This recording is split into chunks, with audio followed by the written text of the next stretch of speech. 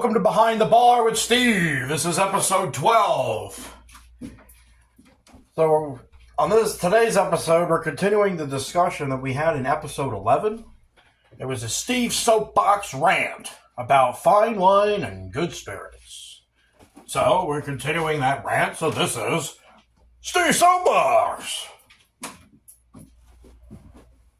Alright, so in episode 11, just to do a quick recap, what we were talking about, we talked about what is fine wine and good spirits.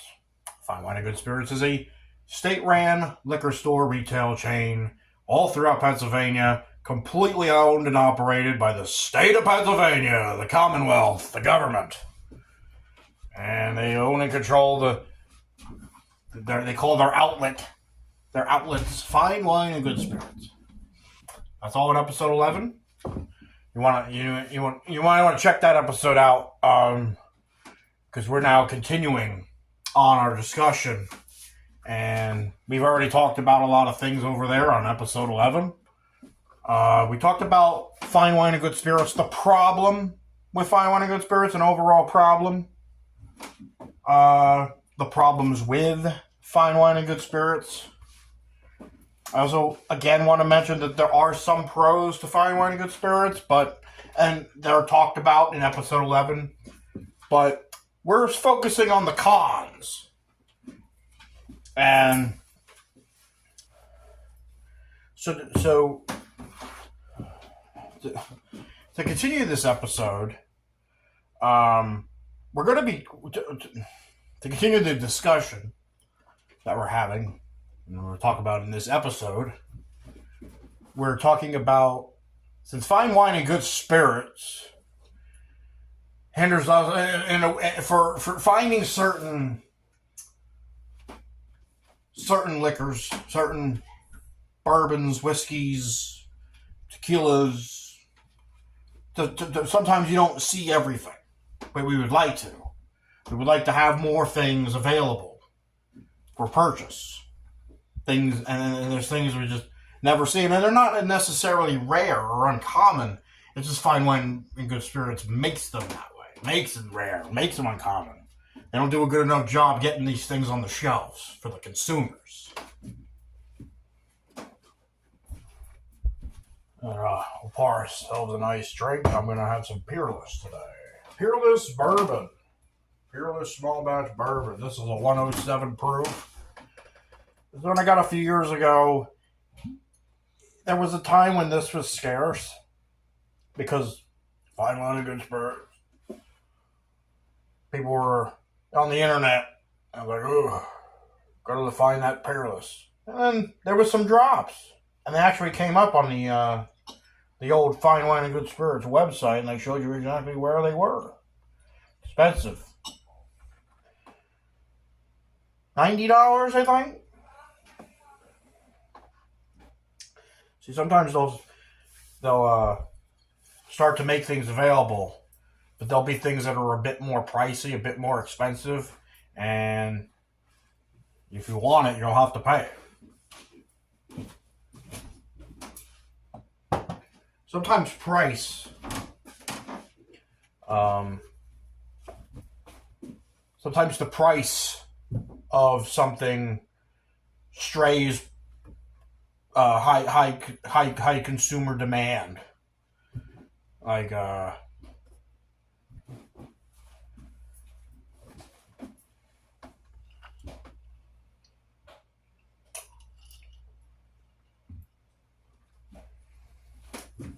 pretty good. It's a good bourbon. Has a bit of a sweet finish, but it's not as sweet as some other bourbons. It's not sweet. It's got a bite to it. It's not bad.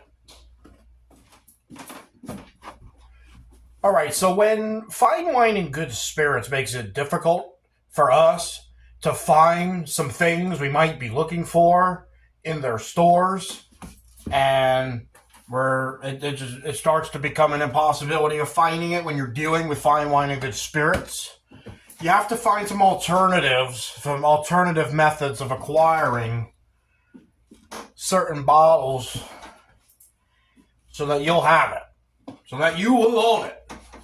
But you're going to have to go through some stuff. So one method of acquiring something you might be looking for and not having to go through fine wine and good spirits would be online retail. Buying and ordering and having shipped bottles that you can find on the internet. There's a lot of online liquor retail stores. Finding the right one, just gotta check them out. You guys, they'll have various prices on things, depending on depends on them, depends on how they want to sell it, what they want to charge for it, and when something's high demand and not always easily available, they know they can put a little bit of a price. I'm not gonna say a gouge, but they can put a more price on it. And so there's some pros and cons to buying alcohol online, and especially when you're in Pennsylvania, because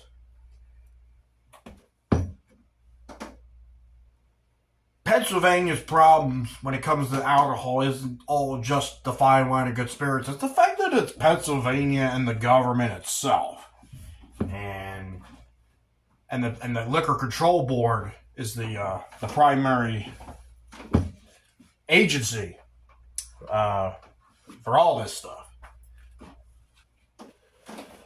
So there's, on top of the price and surcharge and shipping fees and all this stuff you have to pay extra when you order alcohol on the internet, there's also now heavy taxes on it. That's from Pennsylvania. That's because of Pennsylvania. Because Pennsylvania wants you to go to fine wine and good spirits. They don't want you to order this stuff online, but they can't stop you, because federally it's legal to make an online alcohol purchase.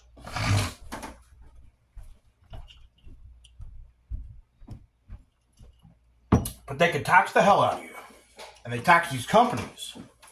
They tax the companies that are going to be shipping into Pennsylvania. And they charge you for that. They got to pay the taxes to get it shipped to you. They're going to charge you. This is all part of the problem with alcohol purchases in Pennsylvania. Anyway, so when we're looking for something, I don't think it's worth it to order something online that you could very easily just walk into a liquor store and buy. We're talking about you're going online because there's something you absolutely want to have a hard time getting it here in Pennsylvania with the fine wine and good spirits and all that. So you reach out to these online companies and make an order. Okay? Now, and you do all this because fine wine and good spirits, screw them! They're bastards! And we'll go online and get it. So we go online. What you're going to see online with an online purchase is a price tag on said alcohol, and that's the general price tag. That's what everybody anyone that's ordering it is going to see. And it's probably already going to be more expensive than what the retail price should probably be. But if you want something bad enough, you'll pay it. And then, like I've talked about, you got the surcharges, service fees, and taxes. And then there's always there's some risks, always a bit of risk when you're ordering anything online. And especially with liquor, it's more you're paying for things that are expensive. You don't want to have that order. You don't want to have risk. You want to get that. You want to get what you ordered in the condition it's supposed to be. Bottles are fragile. Now, that wouldn't be on the company. That would probably be on FedEx. Those liquor companies come through with shipping with FedEx. So,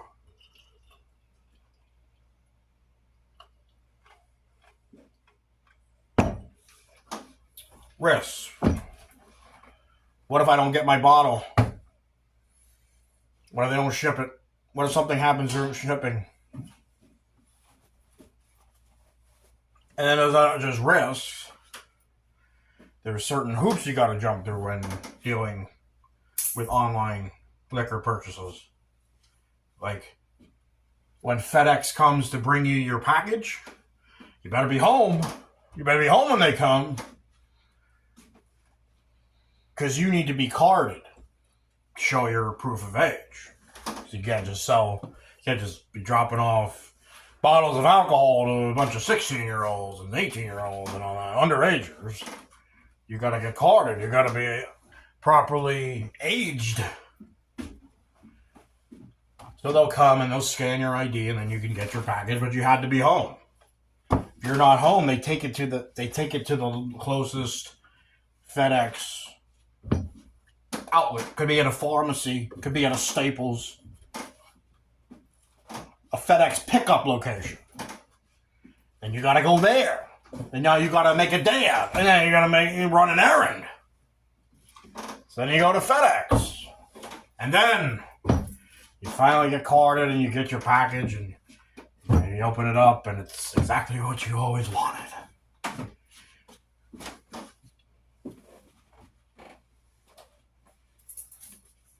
So you could do that, but like I said, you're going to be paying extra. Something that's about $50. It'll say the price tag $50.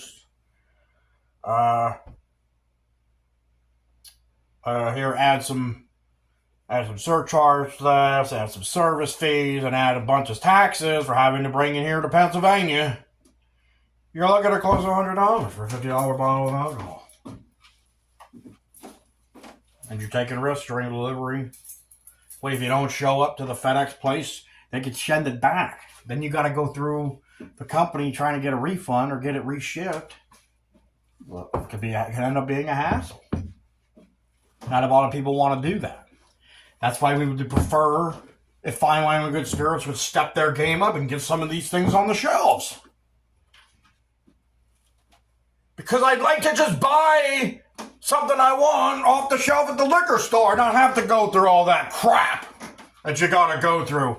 And in the last episode, we were talking about Eagle Rare 12 Year is the new release from Buffalo Trace. It's supposed to be a nice regular release. It's just started out. Well, these online retailers are starting to get in their shipments that they've ordered from Buffalo Trace. They got some, and they want to charge the hell out of it. There's a company selling it for $800 a bottle. It's supposed to be a $50 bottle. Do not pay for that. Do not buy that. $800 for something that's supposed to be $50. See, they've just gotten their stuff in, and they think you're stupid. They think you're going to pay that because, it's Eagle Rare 12 Year. It's something I really, really, really want.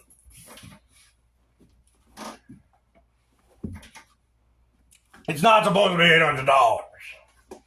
No way. That'll go down once they start to get more in. People not buying it. People not falling for that. People keep buying those for $800. They have no reason to drop the prices.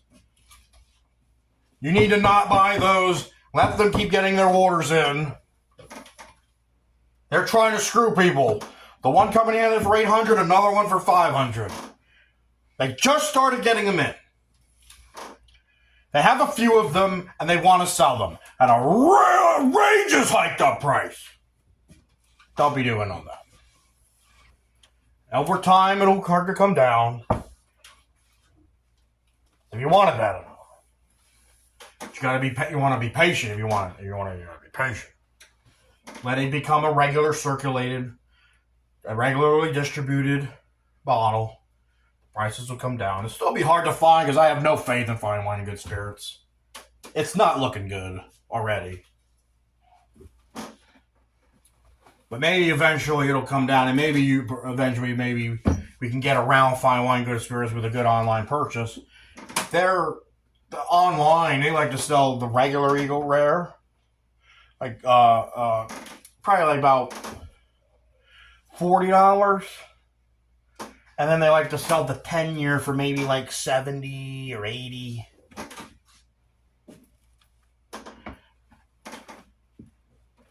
Those aren't bad prices, and you would have what you were looking for. And it might be a method of me acquiring some Eagle Rare bottles going through online.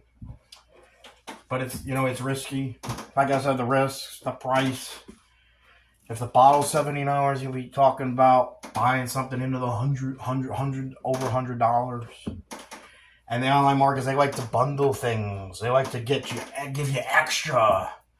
And then it's like, ooh, but I could have my Eagle Rare and the Eagle Rare specially manufactured cigars. Cigars that pair perfectly with Eagle Rare. Those are $100 for a 5-pack.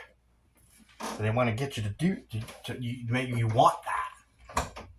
While you get your Eagle Rare, they want you to buy those $100 cigars. And that's the thing with the online market.